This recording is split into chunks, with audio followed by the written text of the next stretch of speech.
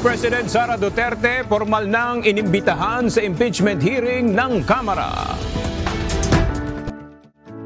Ingat na pagbabudget, panawagan ni Senator Sherwin Gatchalian sa gitna ng global economic uncertainty. Piston at iba pang grupo nakatakdang magmarcha patungong Mendiola ngayong araw. LRT Line 2 naglabas ng discounted fare matrix na ipatutupad sa March 23. Bhutan Prime Minister Tshering Tobgay nag-courtesy call kay Pangulong Ferdinand Marcos Jr. Yes, Aga, ang paglalabas ng pondo ay para mapanatiling napapatupad ang mga proyektong infrastruktura ng pamahalaan. Kasama sa paglalaanan ng 21.47 billion pesos ang protektahan ng trabaho at matulungan ng mamamayan mula sa patuloy na pagtaas ng presyo ng produktong petrolyo. 2.49 billion pesos nito ay inilaan sa fuel subsidy program ng Department of Transportation. Ito ay gagamitin para sa direktang tulong sa mga tsuper at operator sa fuel price hike. 18.65 billion pesos naman ang inilabas sa Department of Public Works and Highways para mapanatili ang pagpapatupad ng infrastructure projects sa buong bansa. Ayon sa Budget Department, sa pamamagitan nito matitiyak ang trabaho, ligtas na mga kalsada at hindi maantala ang economic activity.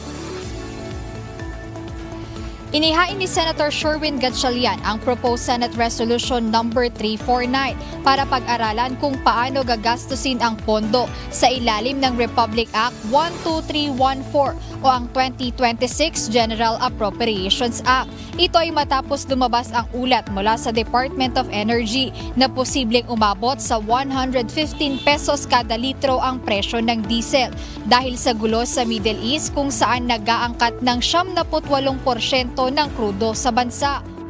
Naninindigan sa pagkakamali. Ganyan inilarawan ni Attorney Amando Verhiligutan, counsel ng complainant sa reklamong impeachment, ang pahayag ng isa sa mga abogado ni Vice President Sara Duterte para sa impeachment proceedings na si Attorney Michael Powa. Ayon kay Attorney Powa, walang pagbabago sa kanilang posisyon na depektibo ang mga reklamong impeachment at nakabatay sa mga konklusyon, haka-haka at mga salaysay na hindi nakasandig sa katotohanan. Pero we maintain our position na nahirapan kaming sagutin because walang impeachable offense. Instead of explaining ano yung naging non-answer ng Vice President, yung team niya nagdo-double down pa. And I don't blame them. Ang hirap kasing i-refute paragraph by paragraph yung 98-page complaint. Sa March 25, April 14, 22 at 29 nakatakda ang hearing proper ng House Justice Committee sa dalawang reklamong impeachment. Aminado naman si Attorney Powa na kinukonsidera pa nito kung dadalo o hindi sa pagdinig ng House panel bilang isa sa mga abogado ng Vice Presidente. Ito ay dahil hindi naman anya makakapag-cross-examine ng mga abogado ng Vice Presidente sa mga testigo at ebidensya ng complainants. As of today, wala pa ring desisyon ang kampo ng Vice Presidente. Tatalakayin pa ng defense team ni Vice President Sara Duterte para sa impeachment process yung gagawin nilang hakbang. Kung dadalo ba o hindi ang Vice Presidente sa isasagawang pagdinig ng House Justice Committee sa dalawang reklamong impeachment. Formal na ngang inimbitahan ang Vice Presidente na dumalo sa hearing na nakatakda sa March 25, 2026, araw ng Miyerkules. Formado yung imbitasyon ni House Justice Committee Chairperson at Batangas 2nd District Representative Jervy Luis nakapaloob sa agenda yung pagpupulong at pagdinig. Papalapit na ang huling araw ng Independent Commission for Infrastructure o ICI. Dahil dito, ayon kay ICI Special Advisor Rodolfo Azurin Jr., tuloy-tuloy ang pakikipagpulong ng komisyon sa kanilang partner agencies para tapusin ang mga nakabinding trabaho bago ang nakatakdang pagtatapos ng operasyon nito sa March 31.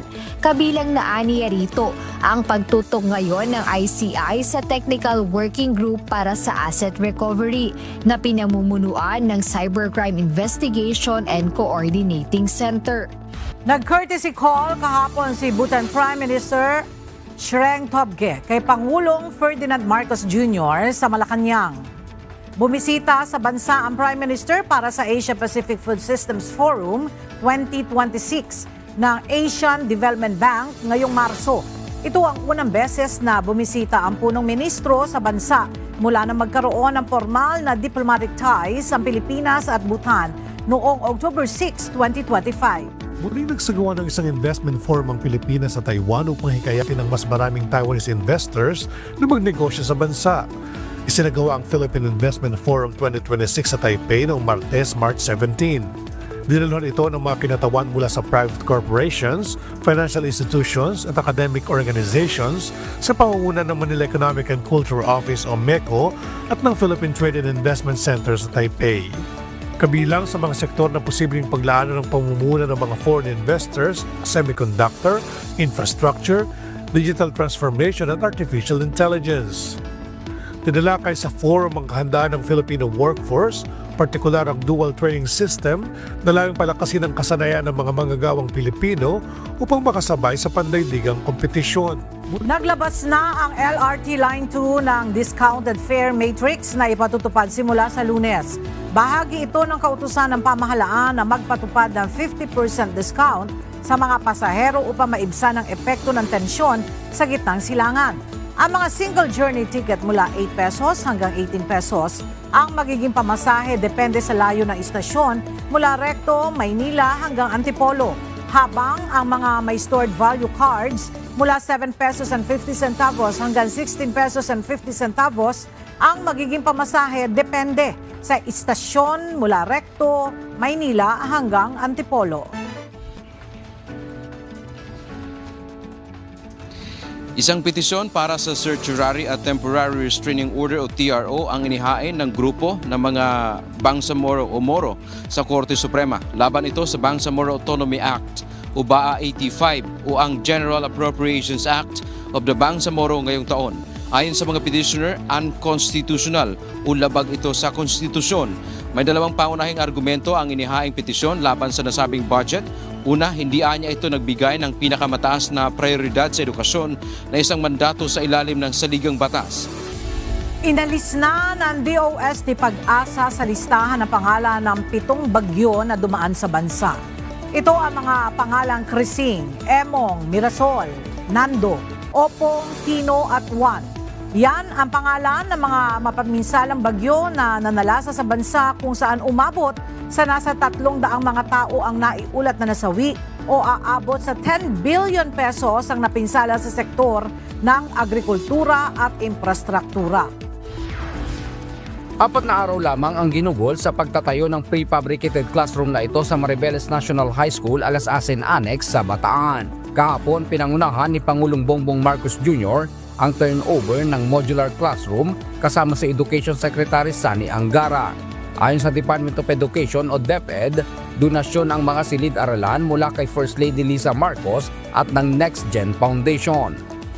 Layo nitong mas mapabilis ang pagtugon sa kakulangan ng silid-aralan sa bansa.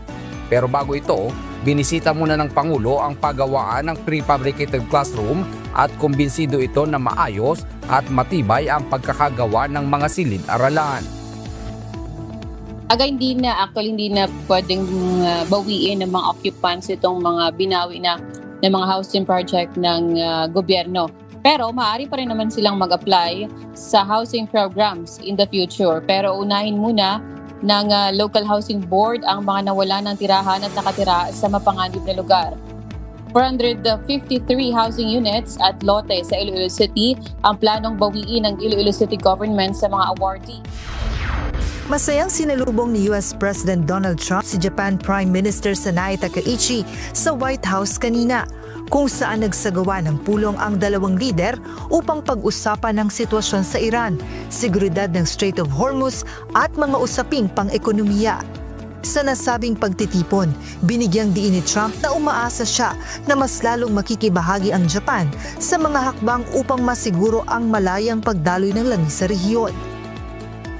And to step up because, we have that kind of relationship and we step up with Japan. We don't need much. We don't need anything. I mean, honestly, we don't need anything from Japan or from anyone else, but I think it's appropriate that people step up. Una nang nanawagan si Trump sa ibang bansa kabilang ang Japan na magpadala ng naval assets sa Strait of Hormuz na aniya ay ginagawang hostage ng Iran.